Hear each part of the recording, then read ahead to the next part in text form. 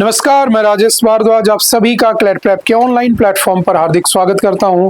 Hello everyone, welcome to CLAT prep. जैसा कि आप सभी को पता है, हम डेली न्यूज एनालिसिस करते हैं, फैक्चुअल एनालिसिस करते हैं और उसके साथ साथ 20 क्वेश्चंस की प्रैक्टिस भी करते हैं। तो चलिए उसी सीक्वेंस को कंटिन्यू रखते हैं। आज कौन सा दिन है? तो आज है 28 ऑफ द नवंबर 2025 और देखते हैं आज के न्यूज़पेपर में कौन कौन सी न्यूज़ हमारे काम की हैं। तो चलिए स्टार्ट करते हैं। सबसे पहले आता है Assam cabinet approves panel report to grant ST status to 6 communities। देखो, जो आसाम है उससे रिलेटेड दो न्यूज आज हमारे न्यूज़पेपर में बनी हुई है। एक एसटी का स्टेटस देने की बात की जा रही है, शेड्यूल्ड ट्राइब का स्टेटस टू 6 कम्युनिटीज। कौन देता है, क्या प्रोसीजर होता है, क्या होते हैं एसटीज, एससीज, ओबीसीज, वो सब बातें हम काफी बार पढ़े भी हैं, फिर हम एक बार उसको डिस्कस कर लेंगे। ठीक है। एक दूसरी न्यूज है कि उसमें पॉलीगैमी को बैन करने को लेकर वहां पर बिल पास हो चुका है और वो यूसीसी भी लाना चाहते हैं। तो कुछ टॉपिक्स हैं जो हमें डिस्कस करने हैं, तो चलिए यहीं से स्टार्ट करते हैं। आसाम कैबिनेट ने अप्रूवल दे दिया किसके लिए कि वो 6 कम्युनिटीज को किस में ऐड करना चाहते हैं, एसटी के स्टेटस में लाना चाहते हैं। तो देखो, एक होता है एससी, ठीक है, जिसको हम क्या कहते हैं, शेड्यूल्ड कास्ट, ठीक है। एक होता है हमारे पास एसटी शेड्यूल्ड ट्राइब और एक होता है ओबीसी अदर बैकवर्ड क्लास। जो शेड्यूल्ड कास्ट है बेसिकली एससी, उसका अगर आर्टिकल पूछे तो 341, अगर पूछे आपसे एसटी का आर्टिकल कौन सा होता है, 342 of the Indian constitution deals with the ST. और जो आपका ओबीसी है वो लिखा हुआ है आर्टिकल 340। आई होप आपको बीपी मंडल कमीशन, काका कालेलकर कमीशन, ये सब याद होगा। ठीक है। अच्छा, अगर पूछे रिजर्वेशन कितना मिलता है तो एससी को 15% रिजर्वेशन ग्रांटेड है, एसटी को कितना है 7.5 7.5 और ओबीसी को कितना है ऑलमोस्ट 27% उसको मिला हुआ है। एक नई कैटेगरी इसमें जोड़ी गई जिसको हम इकोनॉमिकली वीकर सेक्शन ईडब्ल्यूएस कह देते हैं और ईडब्ल्यूएस को लगभग 10% के आसपास क्या दिया गया, रिजर्वेशन दिया जाता है। ठीक है। अब अगर मैं लास्ट सेंसस की बात करता हूं, 2011 के सेंसस की बात करता हूं, आई होप आप सेंसस जानते होंगे। पहली बार 1881 में ऑफिशियली हुआ था लॉर्ड रिपन के टाइम पर, पहली बार अनऑफिशियली पूछे तो 1872 में लॉर्ड मयो के टाइम पर हुआ था। हर 10 साल के बाद क्या होता है, सेंसस होता है। ये ऐसे क्वेश्चंस आपके एग्जामिनेशन में आते रहते हैं। ठीक है। अब लास्ट 2011 में हुआ था, 2021 में होना था, बट ड्यू टू कोविड-19 इट वाज डिलेड, इसको डिले कर दिया गया। अब नेक्स्ट टू नेक्स्ट ईयर हो जाएगा। ठीक है, 26-27 में उसकी काम स्टार्ट हो जाएगा। ठीक है। तो उसमें अगर पूछे कितने ट्राइब्स थे भारत में, तो याद रखना उस समय ऑलमोस्ट 705 एसटी यानी शेड्यूल्ड ट्राइब भारत में पाए गए। अब जो एसटी होता है उसके लिए ऑथोराइज कौन करता है, तो याद रखना हमारी पार्लियामेंट। ठीक है। प्रेसिडेंट फाइनल अथॉरिटी होता है जिसके साइन के बाद वो जो बिल होता है वो क्या बन जाता है, एक्ट बन जाता है। तो जो स्टेट्स होते हैं वो क्या करते हैं, बेसिकली इंक्लूड करने के लिए रिकमेंडेशन देते हैं। पार्लियामेंट में बात होती है, डिस्कशंस होते हैं, देन उसके बाद कुछ कंडीशंस होती हैं, कुछ क्राइटेरियाज होते हैं जो उनके पास होना चाहिए। उसके बाद उसके ऊपर बिल पास होता है, फिर उसको अगर प्रेसिडेंट पास कर देता है, साइन कर देता है, तो उसके बाद वो क्या बन जाती है, ट्राइब्स या शेड्यूल्ड ट्राइब्स में एड ऑन कर दी जाती है। मैं दूसरा रेफरेंस लेके आपको दोबारा याद दिला देता हूं। अगर आप लोगों ने पढ़ा होगा किसके बारे में, आपके सोनम वांगचुक। तो सोनम वांगचुक किसके लिए लड़ रहा है, तो एसटी के लोगों के लिए तो लड़ रहा है, शेड्यूल्ड ट्राइब के लोगों के लिए। कौन सा शेड्यूल है, तो हमारे इंडियन कॉन्स्टिट्यूशन के टोटल 12 शेड्यूल है, उसमें से शेड्यूल नंबर 5 और शेड्यूल नंबर 6। तो 5 में तो ऑल इंडिया के एससी एसटी की बात कर रहा है बेसिकली, लेकिन शेड्यूल नंबर 6 में क्या था, ATMM, आसाम, त्रिपुरा, मेघालय और आपका मिजोरम। तो जो लद्दाख है वो उसी में तो जाना चाहता है, just to protect their culture. तो वो भी न्यूज में है। आपने मणिपुर पढ़ा होगा, वहां पर जो कॉन्फ्लिक्ट हुआ था 2-3 साल पहले, आज तक वो चला आ रहा है। ठीक है, वहां पर डिस्प्यूट होते रहते हैं। ठीक है। हमारी जो प्रेसिडेंट साहिबा है आज के दिन ना, द्रौपदी मुर्मू जी, वो भी क्या है, बेसिकली एक ट्राइबल वूमेन है, संथाल ट्राइब से है। अभी कुछ टाइम पहले तुमने पढ़ा होगा कि जो हट्टी कम्युनिटी है आपकी हिमाचल प्रदेश में, वहां पर एक लड़की ने पॉलीएंड्री शादी की थी, तो वहां पर भी न्यूज में था। साल भर से जो ट्राइब्स हैं वो न्यूज में बने रहे हैं, आपको पता होने चाहिए, है ना। कभी आपने पीवीटीजी पढ़ा होगा, जो 75 वल्नरेबल ट्राइब्स बने हुए हैं, ट्राइबल ग्रुप बने हुए हैं। ट्राइब्स लोगों के लिए आप लोगों ने पेसा एक्ट भी पढ़ा होगा। मैं जस्ट रिकॉल करा देता हूँ, एग्जाम पास में है तो आई होप आपको ये चीजें आनी भी चाहिए, ठीक है। Panchayat extension for scheduled areas 1996, जिसमें उसको उनको एड ऑन कर दिया गया था ग्राम पंचायतों में ताकि उनका अपलिफ्टमेंट हो सके। हम उनको पीवीटीजीज में डालते हैं। टोटल पीवीटीजी में कितनी कास्ट डाली हमने एसटी की? 75। मैक्सिमम कहाँ पर है उनमें? उड़ीसा। अगर वैसे पूछे मैक्सिमम ट्राइब्स कहाँ पर है तो याद होना चाहिए मध्य प्रदेश, ठीक है, क्योंकि वहां पर फॉरेस्ट ज्यादा है, जहाँ जंगल होंगे वहां आदिवासी लोग होंगे, ट्राइबल लोग पाए जाएंगे, ठीक है, ऐसे याद कर सकते हो। सबसे कम कहां पर है तो पंजाब और हरियाणा, वहां पर ऑलमोस्ट इन दोनों स्टेट में 0 ट्राइब्स पाई जाते हैं, ठीक है। और ये बढ़ भी चुके हैं क्योंकि 2011 के सेंसस के बाद बहुत सारे ट्राइब्स को इसमें एड ऑन किया जा चुका है। अभी क्या है उसको ध्यान में रखते हैं, हो सकता है नेक्स्ट ईयर के एग्जाम में पूछ ले किस किस को रिसेंटली एड ऑन किया गया था, तो ध्यान रखना 6 कम्युनिटीज को रिकमेंड किया गया है just to add in the scheduled tribes list. तो चलिए देखते हैं, थोड़ा सा इसमें पढ़ते हैं क्या कहने की कोशिश कर रहा है। The Assam cabinet, chaired by the Chief Minister Hemant Biswa Sarma, has approved a report by a group of ministers on granting scheduled tribes status to 6 communities.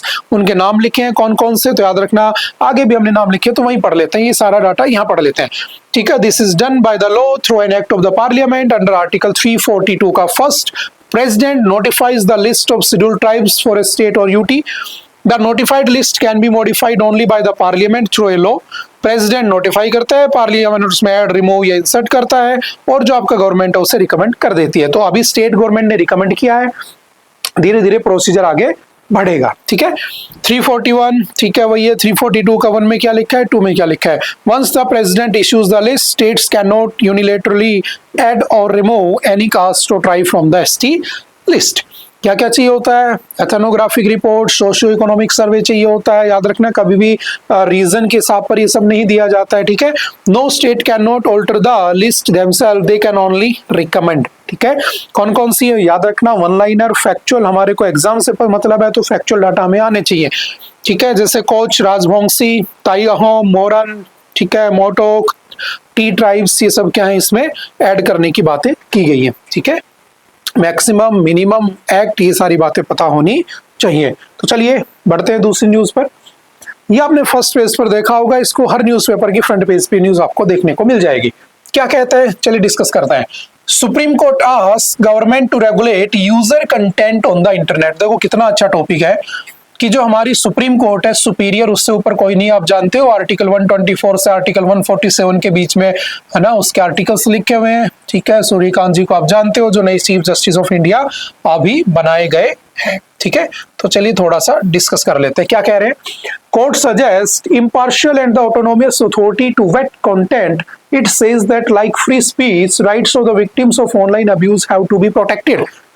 Supreme Court टास्क government to regulate user content on internet. बहुत अच्छा टॉपिक है। देखो सबसे पहली बात आती है कि राइट टू यूज इंटरनेट क्या है, आपका फंडामेंटल राइट है। ये आप भली बात इस बात को जानते हैं, ठीक है। 19 freedom of speech and expression, 21 right to जो आपका compulsory free and compulsory education, article 21 का 1 है ना, जो 6 to 14 ईयर के बच्चों का है। तो it is your fundamental right. फिर अब आप कहोगे सर हमें मना तो नहीं कर सकते हो। ठीक है, नहीं कर सकते हो, हर आदमी चलाता है इंटरनेट, आप भी चलाते हो, हम भी चलाते हैं।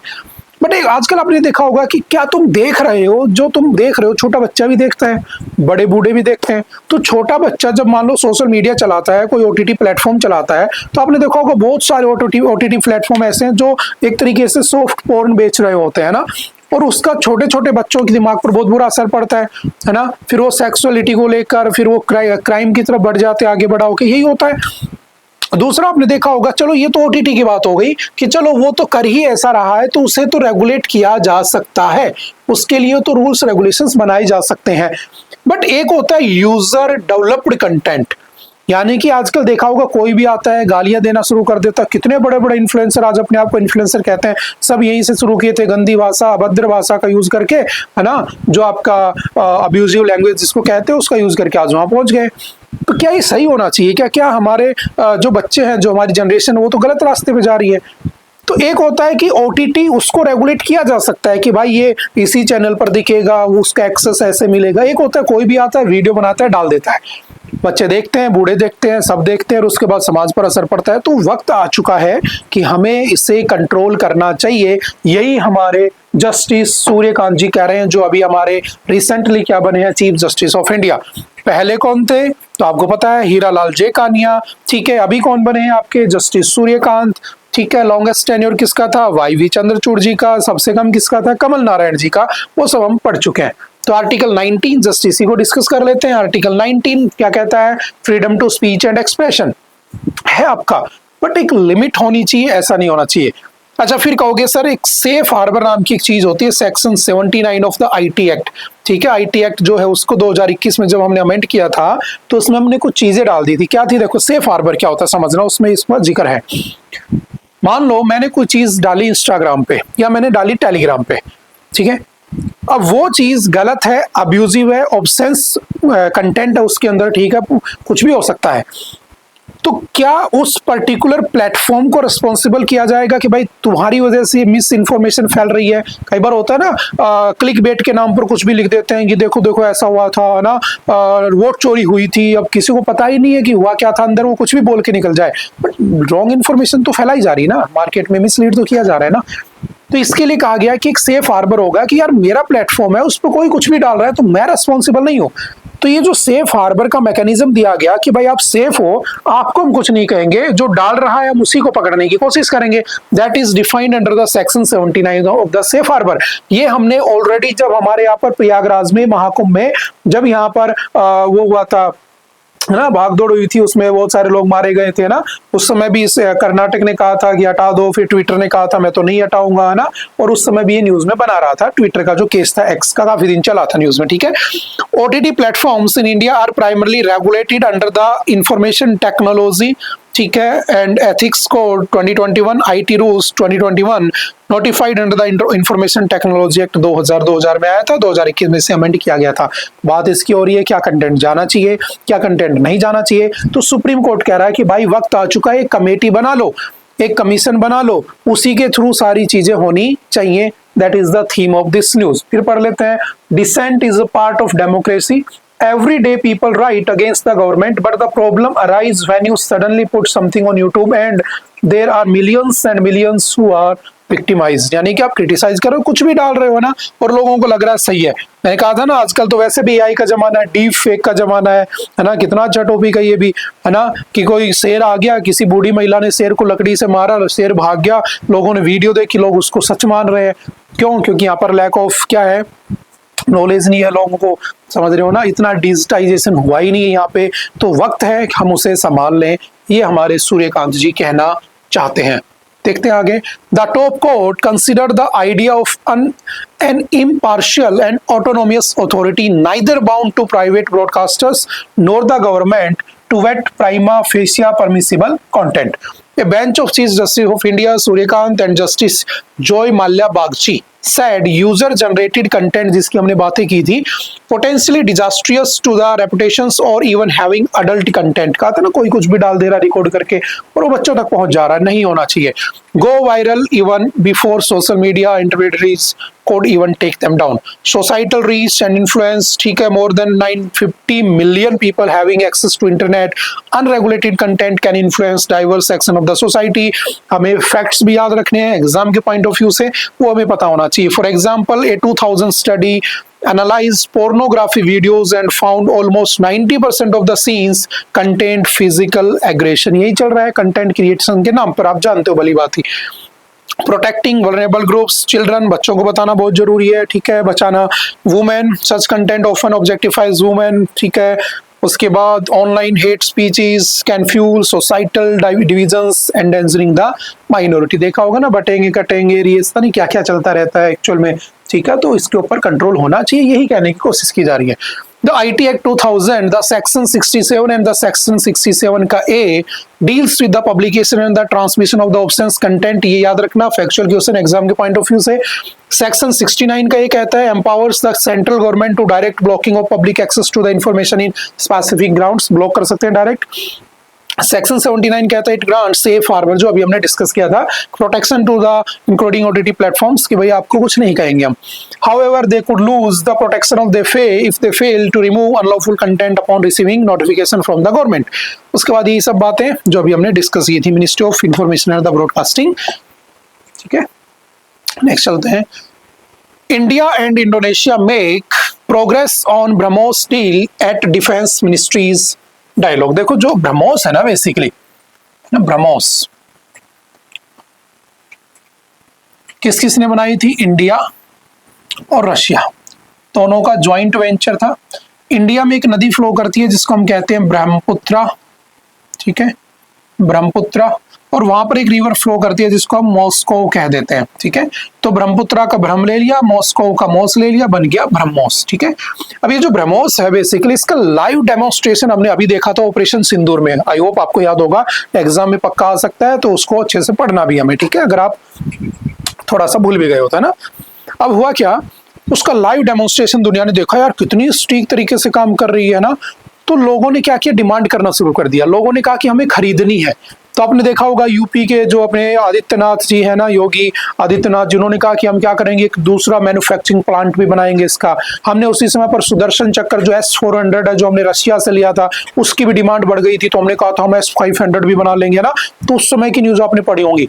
तो अभी हमारा जो डिफेंस एक्सपोर्ट है बेसिकली, सीपरी जानते हो, Stockholm International Peace Research Institute है ना, क्या करता है, कितना एक्सपोर्ट कितना इंपोर्ट हो रहा है वेपन्स का, उसके बारे में बताता है। जैसे इंडिया सबसे ज्यादा रशिया से खरीदता है, देन फ्रांस से खरीदता है, देन हम यूएसए से खरीदते हैं, ये सब पढ़ा होगा आपने। हम एक्सपोर्ट भी अच्छा किए लास्ट टाइम हमने, अगर मुझे जहां तक डाटा याद है, हमने ऑलमोस्ट 21,083 करोड़ रुपीज का एक्सपोर्ट किया था लास्ट ईयर, ये सिपरी की रिपोर्ट थी। तो हम क्या कर रहे हैं, बढ़ा भी रहे। तो हमारा ब्रह्मोस देखा डेमो, लोगों ने कहा हमें खरीदना है। तो कौन खरीद रहा है, तो खरीद रहा है कौन सा, तो याद रखना जैसे इंडोनेशिया हो गया, फिलीपींस हो गया, ये हमारे क्या बनते जा रहे हैं, क्लोजेस्ट अलाई बनते जा रहे हैं। Defence minister Rajnath Singh in meeting with the Indonesia's defence minister Sjafrie Sjamsoeddin उनके साथ दिल्ली में मिले। अब देखो है क्या समझना, देखो मैंने कहा था जो चाइना है, वो चाइना क्या कर रहा है बेसिकली, साउथ चाइना सी में क्लेम करता है सारी चीजों को, और यहीं पर जो देश बने हैं वो अपना एक ग्रुप बना के बैठे हैं जिसे हम आसियान कहते हैं। काफी बार हमने ऑलरेडी डिस्कस किया हुआ है, association of south east Asian Nations, जो कि आपका 1967 में बना था, जिसका हेडक्वार्टर कहाँ पर है, जकार्ता में है। और जकार्ता बेसिकली कहाँ पर है, इंडोनेशिया में है, जिसमें 10 मेंबर है। अभी लेटेस्ट इसके अंदर तिमोर लेस्टे नया ऐड हो चुका है, तो 11 मेंबर हो गए। ये हमें फैक्चुअल पता होना चाहिए। तो ये बेसिकली साउथ चाइना सी में चाइना के डर से बैठे हैं। हम इन्हें कहते हैं कि नहीं, हमारी याद करो look east policy 1991 PV Narasimha Rao के समय आई थी। फिर हम लाए एक्ट ईस्ट पॉलिसी, नहीं हम देखेंगे, नहीं हम ट्रेड भी करेंगे, व्यापार करेंगे, वेपन्स देंगे तुम्हें, और हमने दिया। ताकि बीच में कहा था ना बांग्लादेश ने कि अगर चाइना चाहता है तो हम इंडिया का जो चिकन स्नैक है सिलीगुड़ी कॉरिडोर, उसे काट देंगे और नॉर्थ ईस्ट को अलग कर देंगे। तब हमने कहा था ऐसे कैसे कर दोगे, हमारे अलायंस किससे हैं, आसियान कंट्री से। तो हमारे Modi ji, even we are not part of ASEAN group, हम फिर भी जाते हैं। अभी मोदी जी ने वर्चुअल मीटिंग भी अटेंड की थी वहां पर, समझ रहे हो ना। तो हमारे लिए बहुत जरूरी है। तो हमारा एक्सपोर्ट बढ़ना डिफेंस का, वो भी हमारे लिए जरूरी है। हमारे अलायंस बढ़ना इन देशों के साथ जो कभी ना कभी हमें चाइना जैसे देशों के अगेंस्ट काम आ सकते हैं, वो भी जरूरी है। एंड दीज ऑल फैक्ट्स, ये भी एग्जाम के लिए जरूरी है, समझ गए। तो ये सारी बातें ध्यान रखना, ठीक है। तो थोड़ा सा ब्रह्मोस के बारे में जान लेते हैं। ये बातें तो आप ऑलरेडी पढ़ चुके होंगे अगर आप कंटिन्यूस बने हुए हैं। तो क्या है BrahMos? BrahMos is a missile, जो कि हमारे क्या नाम है, डॉक्टर APJ अब्दुल कलाम, जिनको मिसाइल मैन ऑफ इंडिया कहते हैं, जिन्होंने IGMDP integrated guided missile development programme चलाया था 1983 में 2008 तक। उनका एक ड्रीम प्रोजेक्ट था, जिस ड्रीम प्रोजेक्ट को ब्रह्मोस नाम से दिया गया, और उसे उन्होंने 2001 में कंप्लीट कर लिया, और उसे 2007 में 2007 में इंडियन आर्मी को दे दिया जाता है, ठीक है। तो ब्रह्मोस एक सुपरसोनिक मिसाइल है। अब तुम्हारे सामने फिर 3 पॉइंट आ गए। तो हमने DRDO की क्लासें पढ़ी हैं, आई होप आपने क्लासें ली होंगी। Defence research and development organisation, जिसमें हमने ब्रह्मोस पढ़ा था। ब्रह्मोस क्या है? एक सुपरसोनिक मिसाइल है। Sonic with the speed of sound, supersonic 1 Mach to 5 Mach, hypersonic above 5 Mach. तो ये हमारी सुपरसोनिक है, ऑलमोस्ट 2 से 2.5 मैक तक, 2.8 मैक तक ये चलती है। हम एक एडवांस वर्जन बना रहे हैं जो इससे 4, 4.5, 4.5 मैक तक चलने की उसमें बनाया जा रहा है, ठीक है। It is named after the Brahmaputra river of India and Moskva river of the Russia, ठीक है। 2 stage solid propellant engine in the first stage. It is multi platform missile which can be launched with great accuracy, land air sea, कहीं से भी छोड़ सकते हो, ध्यान रखना।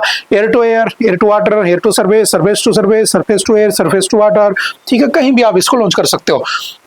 Can operate during day and night despite bad weather, किसी भी ऑल वेदर कंडीशन में काम करता है। It operates on the fire and forget, fire and forget मतलब चलाओ और भूल जाओ, ये अपने टारगेट को हिट करके आती है। तो इस फायर एंड फॉरगेट किसे कहते हैं? एंटी टैंक गाइडेड मिसाइल, जो हम नाग मिसाइल की रेंज में पढ़े हुए हैं ऑलरेडी, ठीक है। तो चलते हैं थोड़ा सा आगे। ए प्रोडक्ट ऑफ 1998 गवर्नमेंटल एग्रीमेंट, याद रखना ब्रह्मोस एरोस्पेस इंडिया का is a joint venture between India's DRDO, ठीक है, जिसमें 50.5% डीआरडीओ का स्टेक था। और रशिया का कौन सा था? तो एनपीओ मैसिनो स्ट्रोयेनिया, ठीक है, मैसिनो स्ट्रोयेनिया, उसका 49.5% शेयर था। It is a 2 stage missile with A solid propellant booster and liquid fuel ramjet engine. Ramjet engine वो होता है जिसमें हमें अलग से ऑक्सीजन बॉक्स या सिलेंडर लगाने की जरूरत नहीं होती है। रामजेट इंजन में क्या होता है? जो इंजन होता है वो जो ऑक्सीजन होता है फ्यूल को बर्न करने के लिए वो एयर से क्या कर लेता है? कलेक्ट कर लेता है, पा लेता है, ठीक है, उसे हम रामजेट इंजन कहते हैं। स्पीड कितनी है? अप टू 3 मैक, ठीक है, वो 290 किलोमीटर थी ओरिजिनल, अब इसको बढ़ाया भी जा रहा है, ठीक है। लो रडार क्रॉस सेक्शन, ठीक है, शिप, सबमरीन्स, मोबाइल, कहीं से भी इसको लॉन्च किया जा सकता है, सिंपल सा याद रखना। चलते हैं थोड़ा सा आगे। Bill to ban polygamy cleared in Assam, UCC next. देखो यूसीसी हम ऑलरेडी पढ़ चुके हैं कि उत्तराखंड पहला स्टेट बना है आफ्टर इंडिपेंडेंस जिसमें यूसीसी हमने लागू किया, यूनिफॉर्म सिविल कोड, ठीक है। बिफोर इंडिपेंडेंस कौन सा था? गोवा, जिसके अंदर हमने 1867 में ही यूसीसी लागू कर दिया था, क्योंकि Goa was captured by the Portuguese in 1510। It was made as the capital of the Portuguese Empire in India in 1530, and from 1530 to 1961 it was capital of Portuguese empire in India. फिर हमने जबरदस्ती army भेजी, एक operation किया, याद करो 1961 में एक ऑपरेशन हुआ था जिसको हमने क्या कहा था? ऑपरेशन विजय। और उसके बाद हमने जानबूझकर इनको लात मार के बाहर निकाला और हमने वापस छीना गोवा, दादर नगर हवेली, दमन दीव, ये सब, ठीक है, समझ गए। और उसके बाद वहां पर पहले से क्यों लगा था? क्योंकि सब क्रिश्चियन थे, कि रिलीजन के थे, तो यूसीसी था। यूसीसी का मतलब होता है यूनिफॉर्म सिविल कोड, यानी कि शादी में, तलाक में, ठीक है, अडॉप्शन में, कहीं पर भी रूल्स एक होने चाहिए regardless their religion, place of birth, ये सब। बट भारत में ऐसा नहीं है। अगर आप हिंदू हो तो तलाक लेना बड़ा मुश्किल है, अगर आप मुसलमान हो तो ट्रिपल तलाक ले सकते थे, अब वो भी बैन हो गया 2017 के सायरा बानो वाले केस में हमने पढ़ा है। और आप तो लीगल के बच्चे हैं, डेफिनेटली पढ़ चुके होंगे ये चीजें, है ना, एग्जाम पास में, ठीक है। दूसरा कौन सा है? तो इसमें दूसरी चीज आती है कि हम जैसे कि बात करते हैं किसका? मैरिज। तो हिंदू कितनी शादी कर सकते हैं? 1, ठीक है। मुस्लिम कितनी कर सकते हैं? 4, जो कि यूसीसी में थोड़ी ना है, तो उसको भी खत्म होना चाहिए, समझ गए। तो ये जो तरीका होता है जिसमें एक आदमी मल्टीपल वाइफ्स रखता है, उसे हम क्या कहते हैं? पॉलीगैमी कहते हैं। तो आसाम ने कहा है कि भाई हम पॉलीगैमी को बैन कर देंगे, चाहे आप किसी भी रिलीजन के क्यों ना रहे हो। जबकि हमारे यहाँ पर अगर देखोगे तो हिंदू रिलीजन में, हिंदू रिलीजियस लॉज में पॉलीगैमी बैन है, इलीगल है। बट मुस्लिम रिलीजियस लॉज को देखोगे तो वहां अलाउ है। एक मुस्लिम व्यक्ति कम से कम 4 महिलाएं अपने या 4 महिलाओं से शादी कर सकता है। बट हिंदू में ऐसा नहीं है। जैसे डाइवोर्स था ना, पहले वो डाइवोर्स लेते थे, तलाक तलाक तलाक। फिर हमने शाहबानो केस पढ़ा 1985, है ना, उनके हस्बैंड जो मोहम्मद अहमद खान थे उनके ऊपर केस था। फिर कहा गया मेंटेनेंस देनी होगी। फिर हमने सरला मुदगल केस पढ़ा 1995, जिसमें कहा गया था कि नहीं नहीं, आप अगर हिंदू हो तो रिलीजन कन्वर्ट करके आप 4 शादी नहीं कर सकते हो, शादी एक ही अलाउ रहेगी। फिर हमने सायरा बानो पढ़ा 2017 में, जिसमें triple talaq was declared unconstitutional by the Supreme Court in 2017, ठीक है। सिमिलर यहाँ पर है कि आसाम कह रहा है कि हम पॉलीगैमी को बैन कर रहे हैं। यहाँ पर एक आदमी एक ही शादी कर पाएगा, चाहे किसी भी धर्म का क्यों ना हो, जैसे यूसीसी वहां लागू हुआ था। और यूसीसी सेम यहाँ पर लागू करने की बात की जा रही है। तो व्हाट इज पॉलीगैमी? चलिए देखते हैं, थोड़ा सा पढ़ने की कोशिश करते हैं। ये सभी फैक्चुअल डाटा हमने डिस्कस किए। The Assam Assembly on Thursday passed the Assam Prohibition of the Polygamy Bill 2025, aimed at penalizing those who enter into a second marriage without legally dissolving the first. The proposed legislation was tabled in the 126 member house on the Tuesday. तो polygamy क्या होती है? One man has multiple wives, ठीक है। Polyandry, one woman has multiple husband. तो देखो भारत जो है ना, आपने पढ़ा होगा, भारत एक विविधताओं से भरा देश है। मतलब विविधताएं समझते हो, डाइवर्जेंस बहुत है यहाँ पे, है ना, डाइवर्सिटीज बहुत है यहाँ पर, है ना, अलग अलग तरह के लोग, तुम्हें भांति भांति के लोग मिल जाएंगे। तो यहीं पर क्या है एक जगह देखोगे पॉलीगैमी है, एक जगह पॉलीएंड्री मिलेगी। तो पॉलीएंड्री जैसे टोडाज कम्युनिटी हो गई, जो मैंने एसटी पढ़ाई तो अलग अलग टाइप की है ना, और एंशिएंट कल्चर इनका। अभी आपने पढ़ा होगा हिमाचल प्रदेश में कम्युनिटी, हट्टी कम्युनिटी, उसमें एक लड़की थी, उसका नाम जिसमें दिमाग से निकल गया, सुनीता चौहान आई थिंक कुछ था। उसने क्या किया था, 2 लड़कों से एक साथ शादी कर ली, इसे हम पॉलीएंड्री कहते हैं।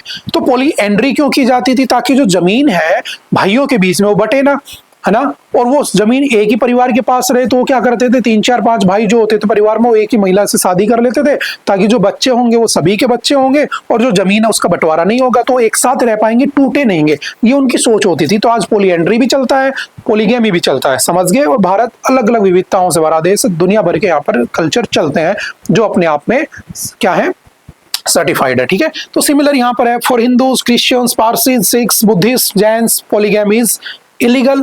हिंदू मैरिज एक्ट कहता है, सेक्शन 5 प्रोहिबिट करता है कि आप सेकंड मैरिज नहीं कर सकते हो। इंडियन पिनल कोड आईपीसी का, जब तक वो पहले वाले जिंदा है ना, आईपीसी सेक्शन 494 बाइगैमी, ठीक है, वो भी पनिशेबल है।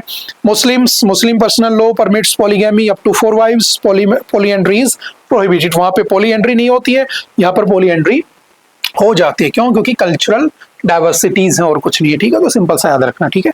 चलते हैं आगे। और यूसीसी कह रहे हैं जल्द ही लागू कर देंगे, यूके है पहला, वो हमें पता है। Union law ministry defends simultaneous polls proposal. ये भी बहुत अच्छा टॉपिक है, we have already discussed it multiple times from last 1 to 2 years, और मैं कह सकता हूँ लास्ट 3 years से, अगर आप जब से देख रहे हैं, या मतलब कि काफी टाइम से न्यूज में चला रहा है, मेरे कहने का ये मतलब है, ठीक है। क्या है, हमेशा टॉपिक आता है कि 1 नेशन 1 इलेक्शन, एक देश एक इलेक्शन होना चाहिए। जैसे आप लोगों ने 1 नेशन 1 रैंक का नाम सुना होगा, ठीक है। अब समझना, sorry 1 rank, sorry 1 rank 1 pension, OROP, ठीक है, ना कि 1 नेशन 1 रैंक, ठीक है। तो क्या होता है 1 नेशन 1 इलेक्शन की, जब जैसे मैंने कहा कि स्टेट असेंबली का इलेक्शन हुआ, समझना बहुत ध्यान से, स्टेट असेंबली का इलेक्शन हुआ, और मैंने कहा कि इसी के साइमल्टेनियसली मैं क्या करता हूं, लोकसभा के, ठीक है, इलेक्शन करवा देता हूं, यानी कि पार्लियामेंट के इलेक्शन करवा देता हूं। तो होगा क्या, मैंने कहा, मैंने एक कोई स्कूल है, 2 कमरे बने हैं, एक बार आए आप इस कमरे में गए, ठीक है, और आपने इस कमरे में वोट दिया राजस्थान के स्टेट असेंबली के लिए, ठीक है, कि भाई आप भजन लाल शर्मा को चाहते हो, अशोक गहलोत को चाहते हो, सचिन पायलट को चाहते हो, किसी को भी चाहते हो बनाना, आपने वोट किया अपनी पार्टियों के हिसाब से। आप दूसरे वहां से निकले, दूसरे कमरे में गए, वहां पर लोकसभा वाली इलेक्शन की आपकी ईवीएम लगी हुई है ना, ईवीएम आपको याद होगा कब आई थी, है ना, वीवीपैट, ये सब पढ़ा हुआ है हमने। अब यहाँ गए, आपने यहाँ भी वोट दे दिया कि यार हम देश में किसे चाहते हैं, देश में मोदी जी को चाहते हैं, कांग्रेस को चाहते हैं, हमने उस हिसाब से वोट दे दी।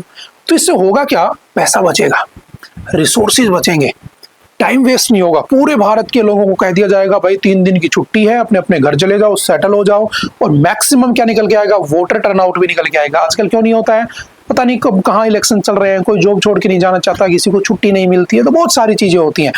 तो इससे वोटिंग टर्नआउट भी बढ़ेगा, पैसा बचेगा, रिसोर्सेज बचेंगे, ठीक है। ये इसके पॉजिटिव पॉइंट नजर आ रहे हैं जो हम डिस्कस कर रहे हैं। इसका नेगेटिव पॉइंट ये है कि ये क्या करेगा, एक सेंट्रलाइज पार्टी होगी ना, वो लोकल पार्टियों को खत्म कर देगी, एक ग्रोथ नहीं होगी। क्योंकि सब जगह अगर एक साथ इलेक्शन हो गए तो लोग पता है क्या कहेंगे, पॉलिटिशियंस, अरे छोड़ो ना, 5 साल बाद देखेंगे, जीत तो गए हैं। अब क्या होता है, अच्छा सेंटर में तो सरकार बना ली, अब स्टेट में भी सरकार चाहिए, नहीं काम करेंगे। तो क्या होता है, ग्रोथ चलती रहती है धीरे धीरे, ये भी कहा जा रहा है, इसके पॉइंट है, समझ गए, जो इसमें एनालिसिस किया गया है, समझ में आ रही बात। तो ऐसे बहुत सारी चीजें निकल के आती है।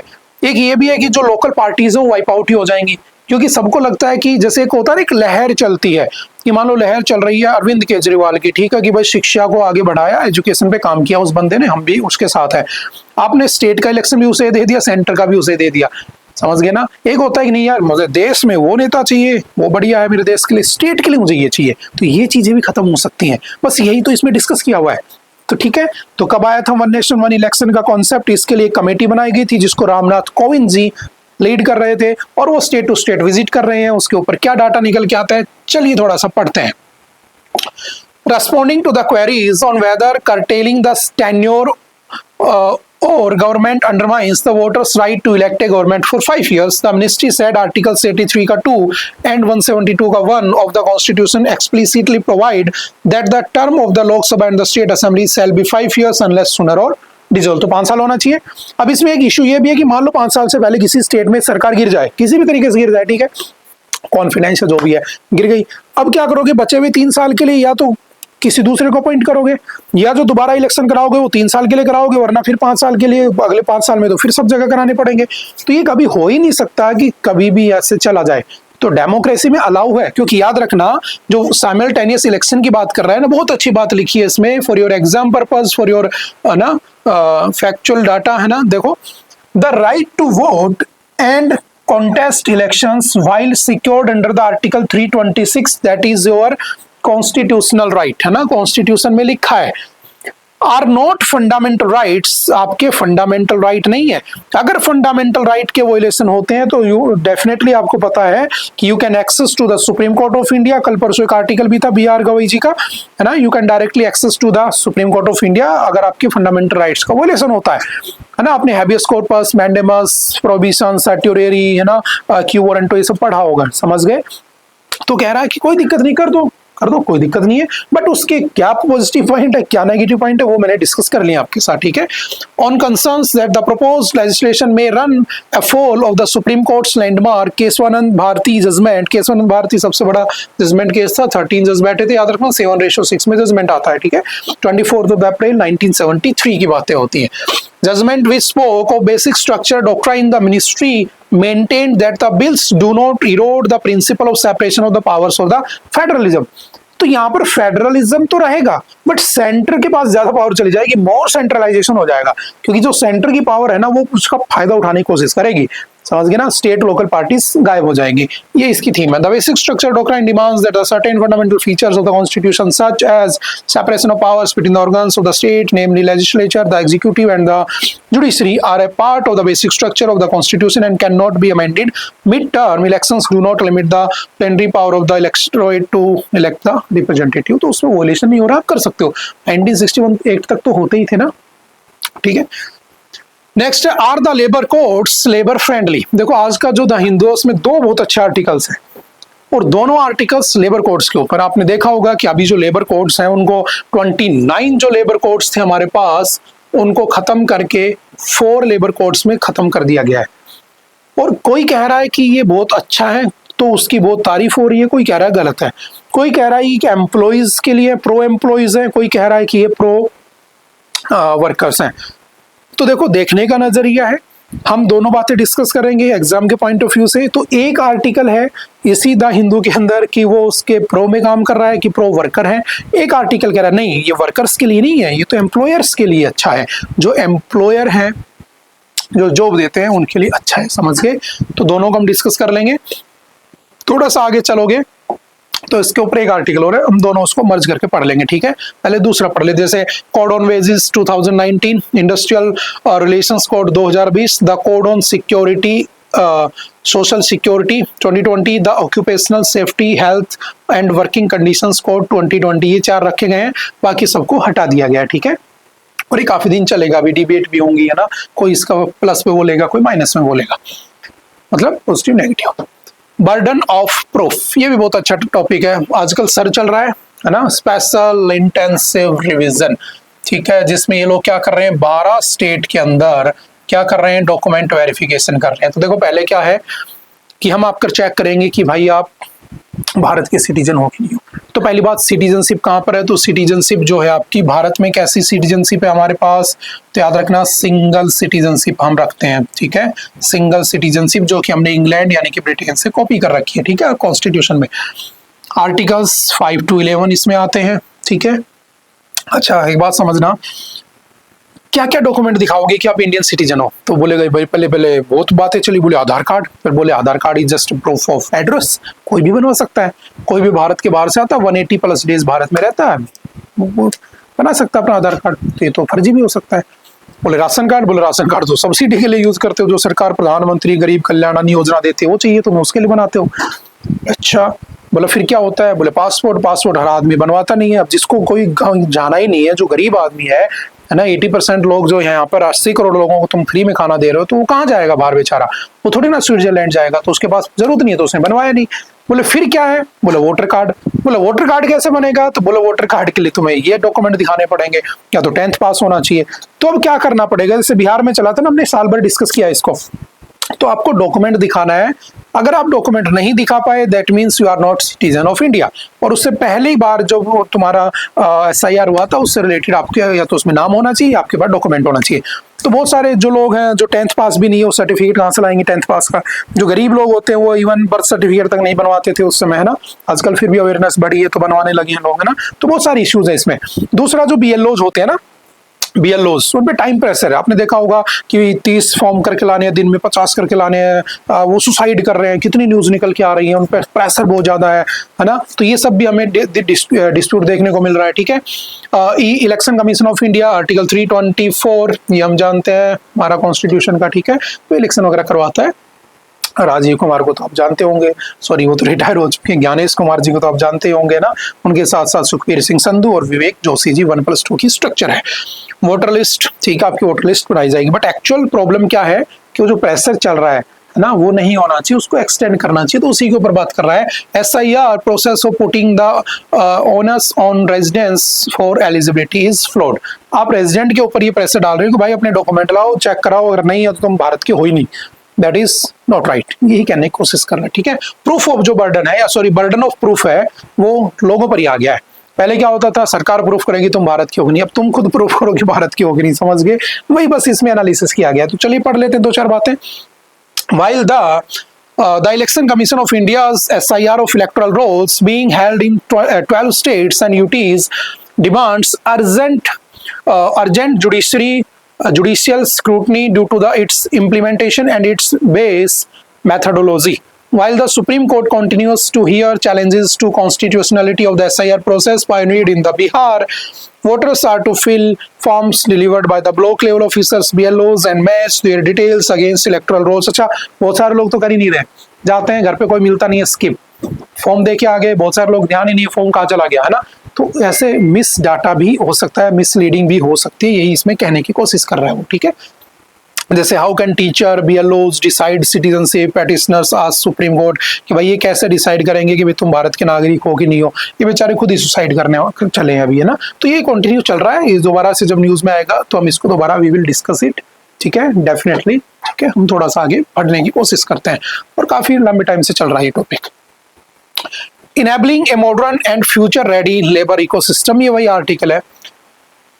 November 21st, 2025 will go down as a milestone in India's journey of Viksit Bharat 2047, आप जानते हैं। A day when the much awaited 4 labor codes were made effective by the government of India. India has taken a giant leap in labor rights with the implementation of 4 modernized labor codes. The codes on wages 2019, नाम याद रखना, factual question ही आते हैं आपके exam में। The industrial relations code 2020, the code on security social security 2020 and the occupational safety health and working conditions OSH code 2020. These reforms create a fair, modern, future-ready labor ecosystem, one that empowers workers, enhances enterprise competitiveness, and strengthens India's path towards a Viksit Bharat and आत्मनिर्भर भारत। तो देखो क्या है, कुछ लोग support कर रहे हैं, कुछ लोग अपोज कर रहे हैं। हमने कहा ना प्रो है, कुछ कॉन्स, ठीक है।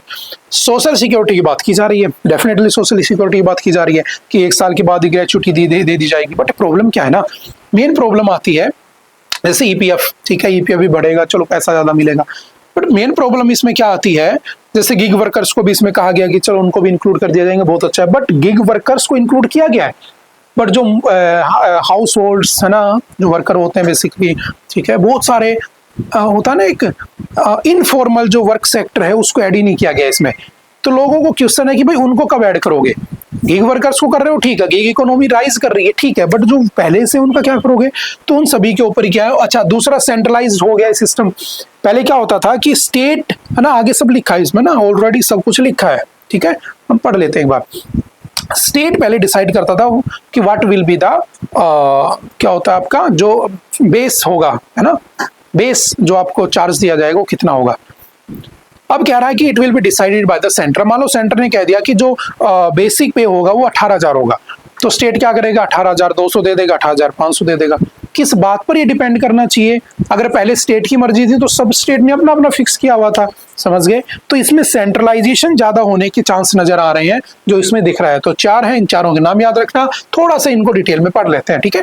The code on social security 2020 provides for universal employees state insurance corporation ESIC coverage with no geographic restriction streamlined employees provident fund EPF। EPF क्या होता है?